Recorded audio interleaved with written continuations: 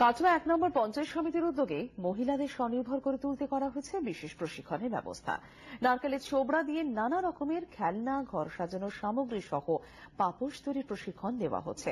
প্রশিক্ষণ শেষে দেওয়া হবে ঋণ।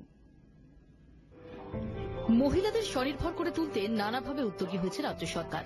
এবার সেরকমই এক উদ্যোগ নিল কাটোয়া ১ নম্বর পঞ্চায়েত সমিতি। নারকেলের ছোবড়া দিয়ে শিল্পকর্ম সহ দৈনন্দিন জীবনের ব্যবহার্য নানা সামগ্রী বানিয়ে এলাকার ৫০টা মহিলা স্বনির্ভর হয়ে উঠেছেন। এলাকার আরও মহিলাদের স্বনির্ভর করে তুলতে প্রশিক্ষকদের এনে সরকারিভাবে এই কাজে আগ্রহী মহিলাদের প্রশিক্ষণের ব্যবস্থা করেছে কাটোয়া ১ নম্বর পঞ্চায়েত সমিতি। নারকেল ছোবড়া থেকে পাপোশ, নারকেলের দড়ি, বিভিন্ন রকম খেলনা, এইগুলো তৈরি করছে আমাদের এলাকায় প্রায় ৫০-৬০ জন মহিলা।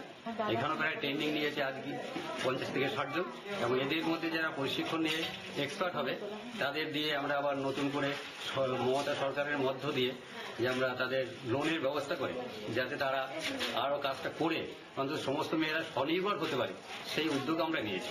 নারকেলের ছোবড়া দিয়ে নানা রকমের খেলনা, ঘর সাজানোর সামগ্রী সহ পাপোশ তৈরি করে এখন পুরোপুরি স্বনির্ভর হয়ে উঠেছে এলাকার বেশ কিছু মহিলা। মেশিনের সাহায্যে ছোবড়া থেকে নারকেল দড়ি তৈরি করে কিভাবে আধুনিক কৌশলে পাপোশ তৈরি করতে হয় তা রপ্ত করে নিয়েছেন তারা।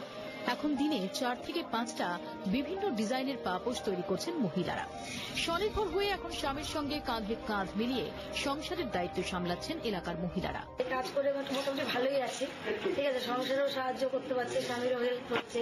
আমাদের এখানে যদি আরো ২-১টা কারখানা হয়, আমরা মেয়েরা মিলে আরো কাজকর্ম করে আরেকটু উপরে উঠতে পারবো। এখানে নারকেলের ছোবড়া থেকে যে দড়ি হচ্ছে সেই দড়ি দিয়ে আমরা পাপোশ বানাচ্ছি। এই পাপোশ করে মোটামুটি আমাদের কিছুটা ইনকাম হচ্ছে, সেটা স্বামীর কাছে আমাদের সবসময় হাত পাততে হয় না।